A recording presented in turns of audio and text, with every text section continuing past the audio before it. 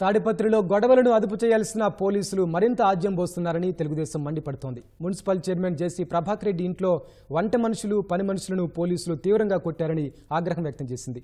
జేసీ ఇంట్లో కంప్యూటర్ ఆపరేటర్గా పనిచేస్తున్న తనను అర్ధరాత్రి పోలీసులు బలవంతంగా తీసుకెళ్లారని దివ్యాంగుడు దాసరి కిరణ్ తెలిపారు.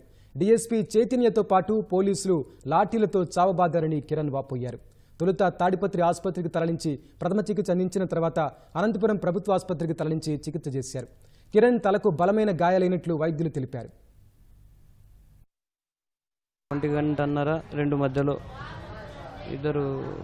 ఇద్దరు ముగ్గురు వీళ్ళు వచ్చారు. స్పెషల్ పార్టీ పోలీసులు వచ్చారు, వేరే స్టేట్ వాళ్ళు వచ్చి చైతన్య సార్ పిలుస్తున్నాడు రావాలంట అని చెప్తే నేను వెళ్ళాను. అప్పటికే మా వాళ్ళందరినీ గ్రౌండ్లో కొడుతున్నారు, జీపులు ఎక్కిస్తున్నారు, బస్సులు. నేను ఎక్కడానికి వెళ్ళాను. వెళ్తే ఈయన కొడుకున ఒక బూత్ మాట్లాడి ఆయన కొట్టగానే మిగతా వాళ్ళందరూ కూడా కొట్టినారు. కానిస్టేబుల్ కొడితే బ్లీడింగ్ అవుతుంది సార్, బ్లీడింగ్ అవుతుంది సార్, చెయ్యి ఫ్రాక్చర్ అయింది సార్ అని చెప్పా. ఎక్కువ నా కొడుకు అని చెప్పి మళ్ళీ కొట్టారు.